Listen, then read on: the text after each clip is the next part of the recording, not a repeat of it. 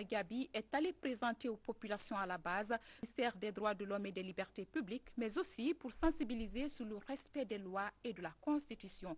Nouhou Diallo revient sur les pas du ministre. La maison d'arrêt de Labé avec ses 10 cellules ne répond plus aux normes d'incarcération. Des mineurs sont détenus dans la même cellule que les criminels. D'autres prisonniers sont enfermés depuis 10 à 12 ans sans jugement. Une situation que déplore le ministre des Droits de l'Homme et des Libertés publiques. De là, le ministre Gassama Diaby s'est rendu au commissariat de police et à la gendarmerie départementale de Labé. Les difficiles conditions de travail des agents sont rencontrées. Après cette série de visites, le ministre s'est entretenu avec la notabilité de la ville de Karamoko Alpha Molabi. Pour l'occasion, l'imam a émis le souhait de voir devenir un État respectueux des droits de l'homme. Après le lycée Ouro et le collège Tindel, Gassama Diaby s'est entretenu avec les étudiants de l'université Afia à 22 km de l'Abbéville. La dernière étape de cette tournée de sensibilisation a été la rencontre d'échange avec les élus locaux, les ONG et les organisations de la société civile de l'Abbé. La démocratie et le conflit font un. En démocratie, il y a des partis qui défendent chacun ou chacune une position. Par principe, cette logique est tout à fait légitime. L'impasse naît lorsque dans le champ public n'est entendu que ces différentes ou ces différents partis et que la société civile se taise. Nous savons à quel point la société civile guinéenne est dynamique, combien de fois elle se bat. Il faut que cette dynamique continue et qu'elle soit soustraite quelquefois du simplisme, du manichéisme des hommes politiques. Après cette rencontre, la délégation ministérielle a visité le musée du Fouta Djallon avant de prendre la route pour Pita.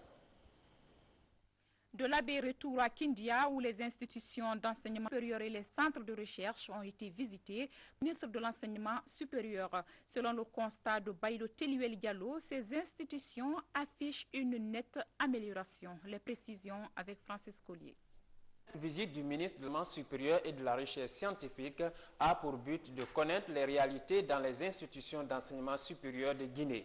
Ici, au centre universitaire de Kindia, le ministre Baïlo Teluel Diallo a rencontré les étudiants. Dans un débat ouvert de questions-réponses, tous les problèmes ont été exposés. C'est entre autres l'insuffisance de documents, de connexion Internet, de bus de transport, du retard dans le paiement des bourses, des laboratoires équipés et insuffisants.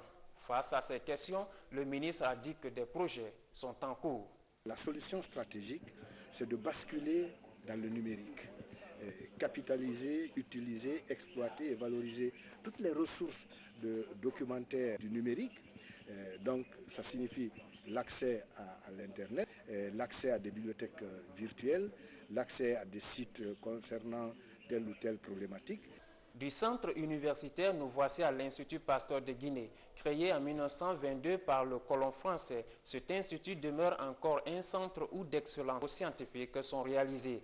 Ici ont été produits les premiers vaccins contre la pneumonie, des vaccins antibactériens et des millions de doses de sérum contre le choléra pour servir toute l'Afrique. Aujourd'hui, l'Institut Pasteur de souffre d'un manque criard d'équipements et même ceux qui existent, la plupart dans les années 70. Quand on voit le résultat et quand on voit le rayonnement qu'ils ont au niveau international, on se rend bien compte qu'il suffit d'un petit coup de pouce, il suffit d'une meilleure attention à ce qui est en train de faire pour que tout d'un coup la référence soit là, pour que tout d'un coup le pôle d'excellence soit là. En dépit de ces difficultés, l'Institut Pasteur de Guinée excelle dans le traitement des morsures de serpents.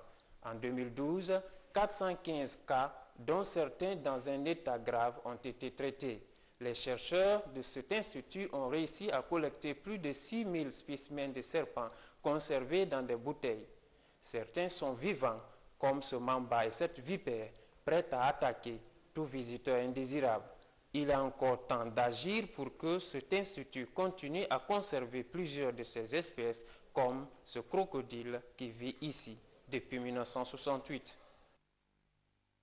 Et puis, dans le cadre d'un programme appelé Désendettement et Développement, une mission des cadres du ministère français des Finances est en séjour en Guinée. C'est pour discuter avec les cadres et le gouvernement guinéen du mode de traitement de la dette bilatérale annulée suite à l'atteinte du point d'achèvement de l'initiative PPTE. Alassane Diogo Bari pour les détails. Cette mission, qui n'est pas à son premier séjour en Guinée, va en droite ligne des recommandations du Club de Paris.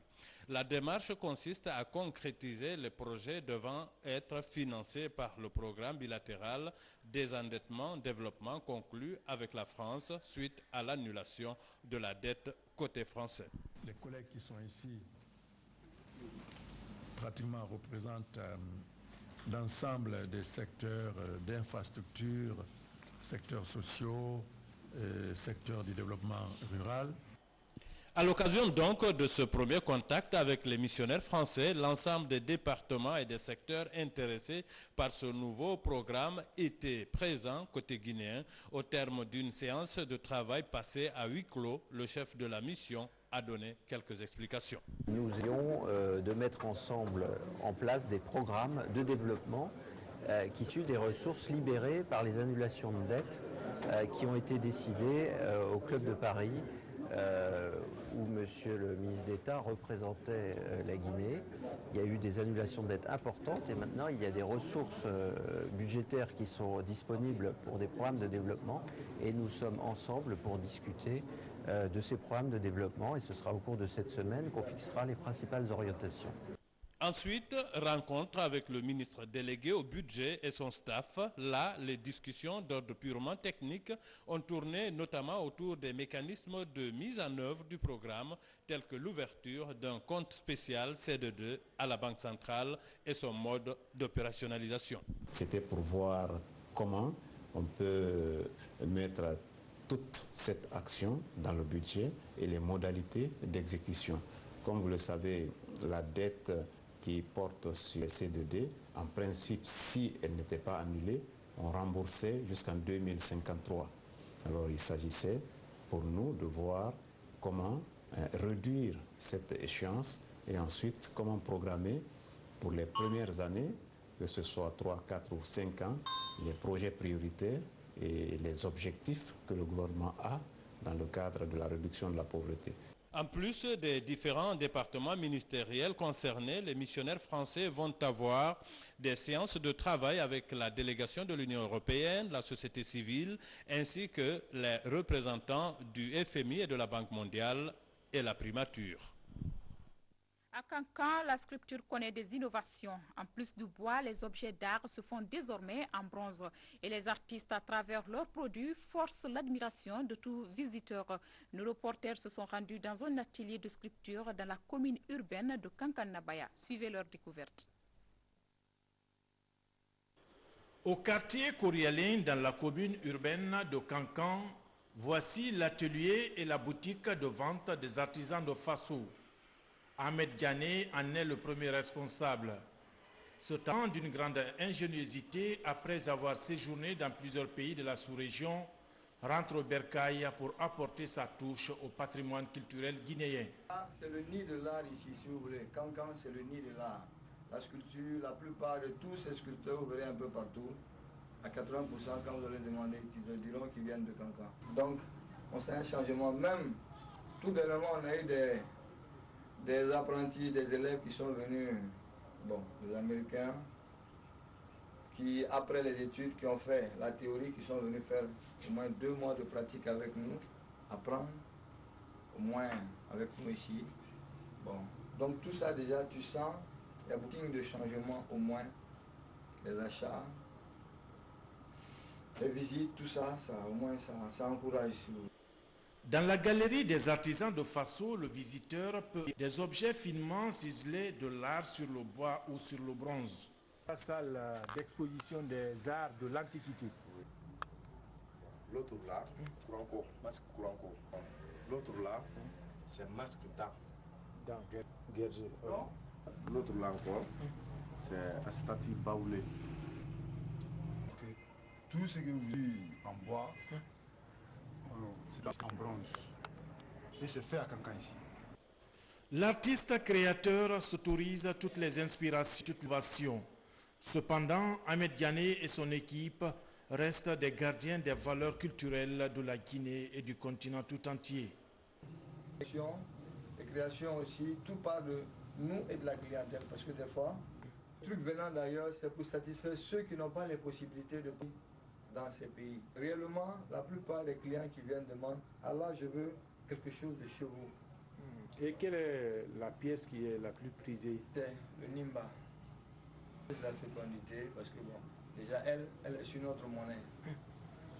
Pièce de la fécondité, qui est beaucoup connue. Donc avant, c'était l'éléphant, le Chili. Le talent de ces artistes n'a pas fini de s'exprimer.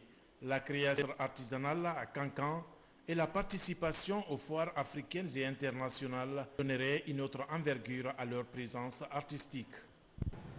On souhaiterait avoir... Mesdames et messieurs, avant de boucler ce journal, nous allons revenir sur ces décrets du président de la République. Décret D-2013-026-PRG-SGG portant nomination de haut cadre du ministre de la Sécurité, de la Protection civile et de la réforme des services de sécurité.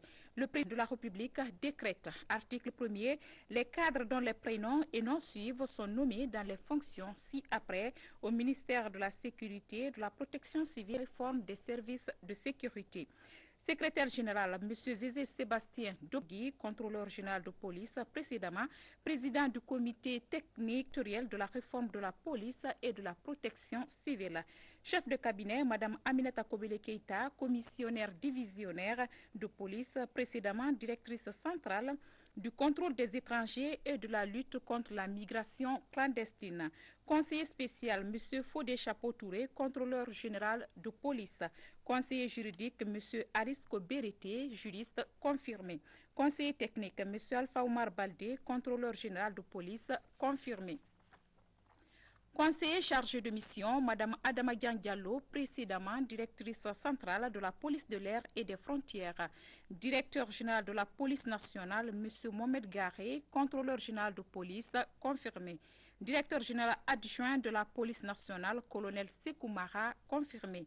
Directeur général de la protection civile, M. Saint-Michel Conté Bendouno, commissaire divisionnaire de police, confirmé.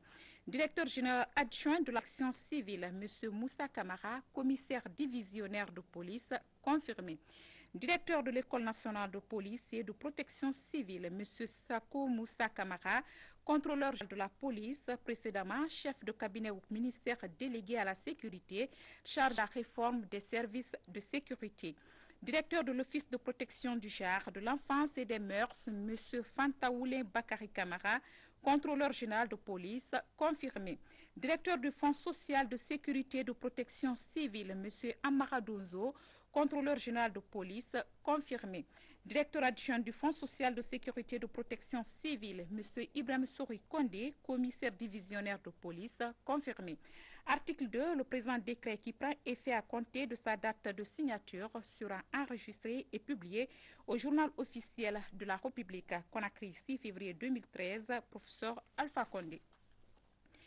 Décret D-2013-027-PRG-SGG portant nomination d'un inspecteur d'État. Le président de la République décrète.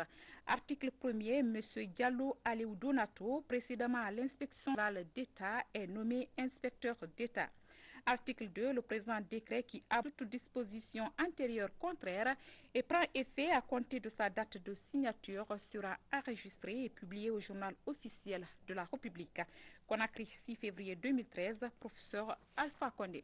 À présent, ce communiqué du gouvernement, citoyennes et citoyens, le gouvernement a l'agréable plaisir d'informer les populations de la République de Guinée de l'arrivée de M. Joseph Sepp Blatter, président de la Fédération internationale de football FIFA, ce jeudi 7 février 2013. Le gouvernement a l'occasion pour informer le peuple de Guinée que toutes les dispositions sont mises en place pour accueillir l'illustre hôte qui vient visiter notre pays dans le cadre du renforcement des liens de coopération entre la Guinée et son institution.